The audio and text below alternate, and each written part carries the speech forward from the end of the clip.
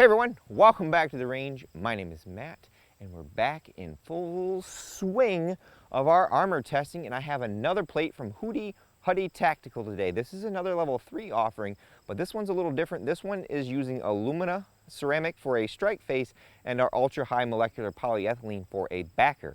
It is single curve. You can see there's just one curve there in the center, but it's rather thin at 0.730, so 730 thousandths thick, and it weighs 4 pounds and 13 ounces, rather lightweight.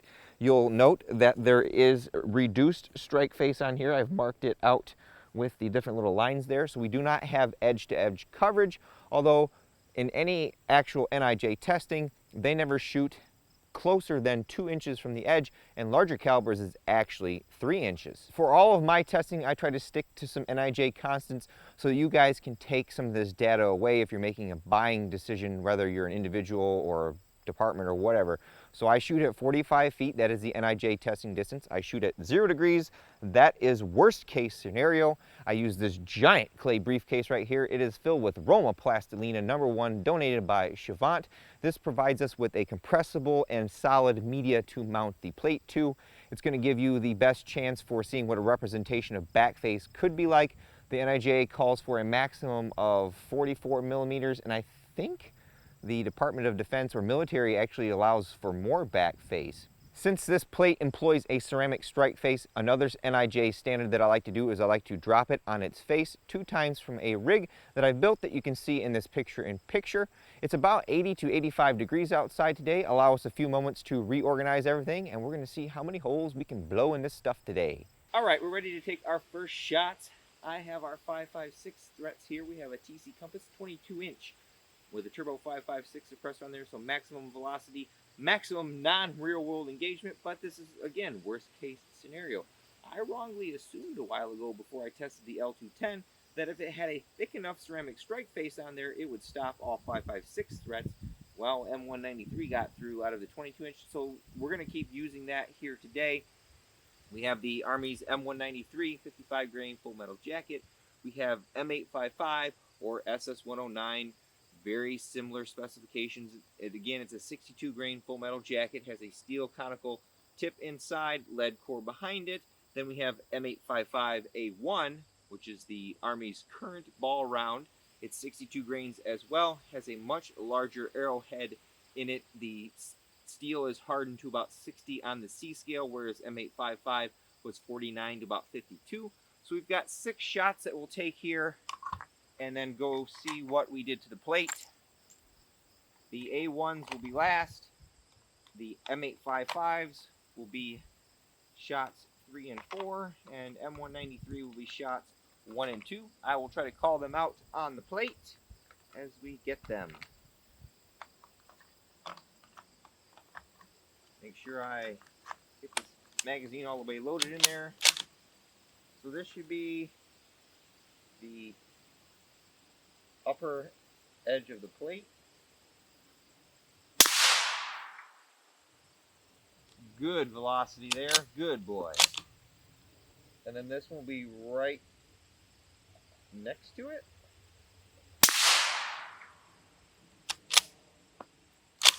And then the M855.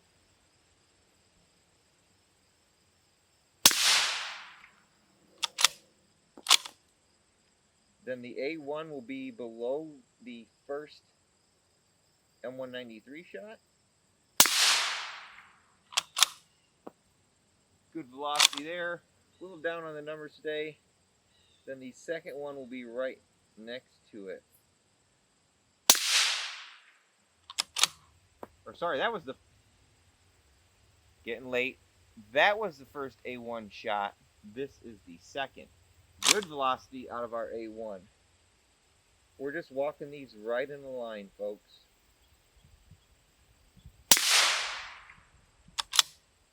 All right.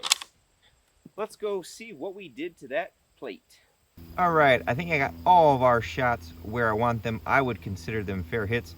I'm not sure why the gimbal just shifted upwards. I'll zoom out here in a second, but here was M193 number 1, number 2. Here was M855 number 1, number 2. Then right here was our A1 shot, And then there was the second A1 shot. This is alumina oxide, so it's the white ceramic. Right there. Looks like we are using a tile array, hexagon, or not hexagon, rectangle tiles. We'll have to see what those look like when we do the teardown. Let me zoom out here, shift our camera a little bit. Oops, wrong way. Place those bets in the comments below. It looks like this is fairly thick enough that it should have stopped all of these, but like I said, assuming is never a good thing. Ho! Uh-oh, folks. Gotta pass through. That was on the A1. It's entirely possible that we were in a compromised part of the plate. I think, to be fair, I will take a shot off camera here in a second, maybe down here, and then I'll check it and add it to our spreadsheet. But otherwise, no pass-throughs. These M193 shots were pretty close to each other. A little bit of a dimple there, but otherwise, the back face seems to be very controlled. The A1 could have just been a fluke, so I'll make sure with another shot. We'll take a third shot from M855A1. I'm going to place it right in the center, but I'm going to place it below that last shot. I felt the plate and there's good solid ceramic there, so I want to make sure we're not on some kind of weird parting line or something that's going to cause an issue, because the furthest rightmost A1 shot number 2 would actually stop. So we'll place this directly below the last A1, but at least, 2 inches, if not a little more. Good velocity off that, 3201. Let's go check it out. All right, here was our third shot right there. I would definitely consider that a fair hit for testing. Far enough away from other shots. Ouch, I just hit myself with the strap. This is gonna change the way I shoot some other threats at this plate, but hey, no pass through. Very little dimple there. I'm gonna guess that this was in a compromised part of the plate.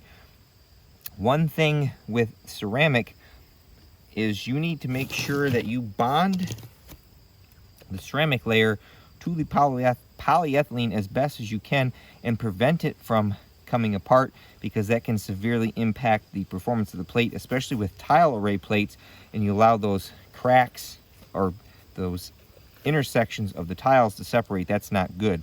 Let's go to some 308 threats now. Based on how thick that ceramic looks, it looks like it's over 200 thousandths thick, maybe 300 thousandths.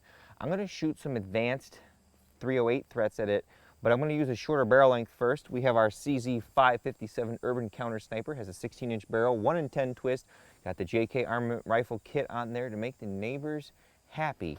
So I've got M80 ball, which is just a 145 grain full metal jacket.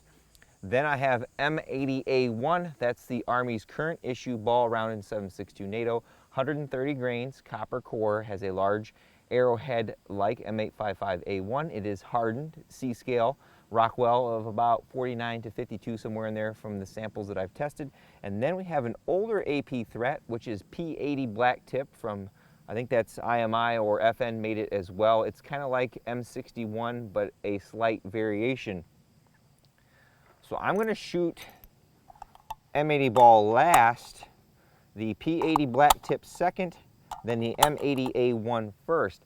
Now, in some of our prior testing, some of these level 3 ceramic plates couldn't stop these rounds from the 16-inch. I do believe the LA Police Gear level 3 did from the 22-inch, but it had a very thick strike face on it. So the M80A1 will be on the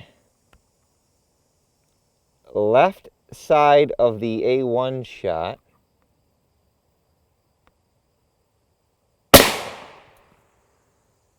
Good velocity out of that. Then the P80 will be all the way to the extreme right in the same lineup.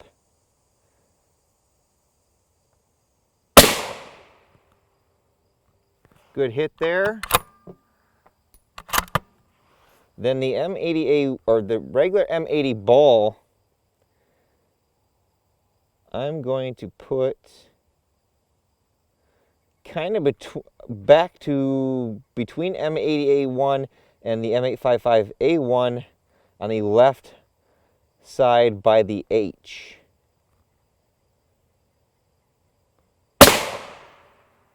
And I just shot one of my straps. All right, let's go see what kind of damage we did. Oh, my poor little strap. Good thing I got Patreon money to pay for those. These aren't cheap. I need to find an online source for buying these in bulk. They're like $2 at Menards. Anyways, here was our M80A1 shot. Then here was our P80 black tip all the way to the other side here. And then I placed this M80 ball shot in this compromised area because this is a level 3, so it should stop this going 80 feet per second. So we gave it a little bit of a handicap there, but I put it in a compromised area. I found this guy, if you can see there, let me get close, laying on the table. That kind of looks like our M80A1, still very, very warm. So I'm very curious whether it stopped it or not. If it did, I do believe we've got one good spot down here for the 22-inch. Maybe it didn't stop it. Science. Oh, it stopped it. It stopped it. It bloody stopped it. But R.A.N.G.E, our P80 black tip, made it through. It made quite the hole there. That's a deep hole right there. The only thing I can think of is we're 2 inches there, but that could have been a compromised piece of ceramic there. I want to see what this will do with the 22-inch. It's gonna probably put a hole in my clay, but I think I've got solid ceramic down here on the bottom that I think we can make it happen. Let's get set up for that, and we'll call that our final shot on this plate. So far, doing pretty good. I figured I'd touch on back face a little bit while we're down here putting this back together. Now with the pure polyethylene plate that we tested from Hudi, we did see a little bit more back face than what I'd like to see, but that was a pure polyethylene plate, a little on the thinner side for polyethylene. So this appears to be the largest dimple there, and that was from the M80 ball shot. So we're looking at approximately, you can hear the mosquitoes in the background, about 30 millimeters. Now, if the clay was warmer, we could see more back face, but at least in my testing, this compressible media and it's how hard it is, that's not too terrible. I'm probably going to regret this decision, but we've brought out the 22-inch TC compass. We've got the JK Arm rifle kit on there, so we're gonna see maximum velocity. We've got M80A1 again, as well as M80 ball. I'll take the M80A1 shot first, likely in the lower right-hand corner. I think that's the best case scenario for this shot. Then we'll take the M80 ball probably in the left-hand corner, the other corner. That's the only other corner there is. Okay. The plate did feel pretty solid down there, but you never know. Get this lined up right where I want it. Oh, we're hoping for the best there. Then the regular M80 ball will be on the left-hand corner, like I said. All right, let's go see if there's any giant holes in my clay. I don't think I need to mark these, as we got them right where we wanted them. This was our M80A1 shot. Now we're really close to where that foam ring is. I'll show that to you all when I tear this down in a second. Then our regular M80 ball was over here. It's not looking too good because of these splash out effects we see from this clay. If you were a betting man and or woman, you know what to do. Stop the video. Place those comments below. Try not to whip myself with the straps. My clay is everywhere. Good thing I got some extra. Got alumina everywhere. I don't want to look, guys. Don't want to look. Huh! No way. It stopped it. no pass-through. Our M80 ball, that one, I don't know. It looked like it stopped it, but it like pushed the edge off the plate. Got some delamination going there. I kind of feel a projectile in here, but I don't clean this clay out. It's not warm. So I'm going to call that one I don't know. We'll try to look in a second when we tear this apart and see if we can find it, but very impressive. Now, I'm making a lot of assumptions here. I don't know all the science behind the different materials or how to tell one grade from another because it all looks like ceramic to me. But stopping M80A1 with this ceramic tells me that they're using some pretty good quality materials to do it, because in the past, some of our level 3 plates have been unable to stop M80A1 from the 16-inch barrel. Only some of the better plates, or even level 4, is needed to stop M80A1 going from the 22-inch barrel. I'm impressed. Hopefully the gimbal does not die on me while I'm doing this teardown. I got the external power pack connected to it, so hopefully it lives. So I've gone ahead and torn apart our plate here. A couple things that I like. I see that there is an outer foam edge on the plate here that protects the ceramic and plate from getting bumped on the edge. Now, as I mentioned, this has a reduced strike face here. Here is that foam that makes up the edge. Now, what I don't like is that this is almost an inch on all 4 sides. So you have a 10 by 12 plate here. You now have an 8 by 10 of ceramic coverage. Now, the sides, based on how thick the polyethylene backer is, would protect you, say, from M193 on a side shot. But if you shoot M855 or any of the hardened cores against just the polyethylene, it is going to penetrate. I see a little bit of foam up here that's used likely to bond the ceramic together, but it's not a high density foam. It's almost like cotton that you'd find inside of a quilt or something you were making. The polyethylene seems to be bonded decently well together. Pulling the strings apart on it, it did start to delaminate. I'm not sure on that M80 shot the way it looks like. It looks like it actually made it through by pure coincidence based on the fact that it was going down that way. Here are our alumina tiles. Now, the reason this likely stopped M80A1 is this tile is 329 thousandths thick.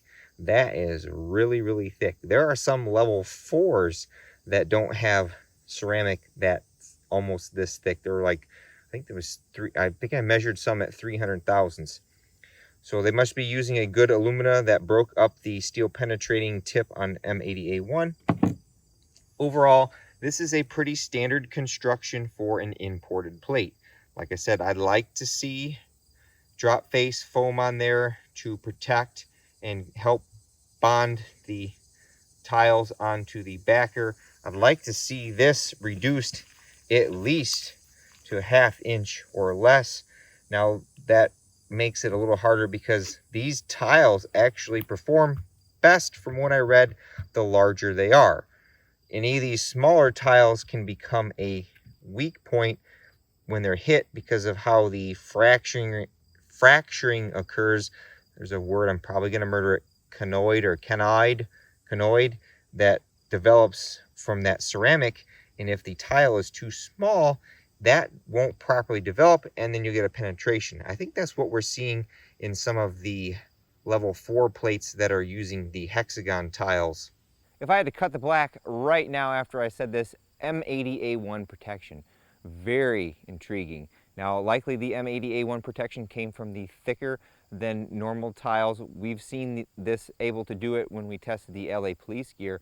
So it's good to know that at a certain thickness with a good quality alumina and a good backer, that some of the newer advanced threats can be stopped without having a plate that's 2 inches thick, or using something like boron carbide or silicon carbide.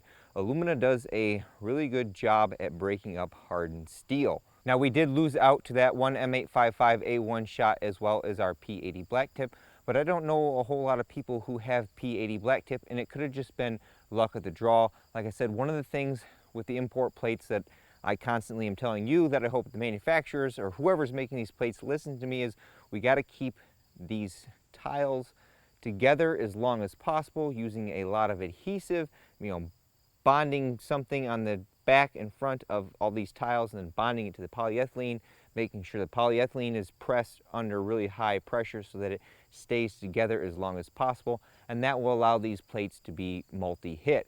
If I had to place this plate in one of the new NIJ 07 categories, I would definitely say this is an RF2 capable plate. Now the back face may be a little questionable tested in an actual NIJ lab, but this plate is rather thin, so you could add more polyethylene to the back to help control that, or if you do purchase this yourself and you want a little more comfort, add a 3A backer. Now that I'm covered in DEET and it's no longer serving its purpose because it's about 6 o'clock and the mosquitoes are starting to attack me, I'm gonna get out of here. As I close out all of my videos, I take a moment to thank all those who help make these possible. Number one is my Patreon supporters. Number two is Hudi Tactical, again in full transparency, sent me those plates for me to destroy at my will. And of course, number three is you all for watching. Until next time, I'll catch you at the range.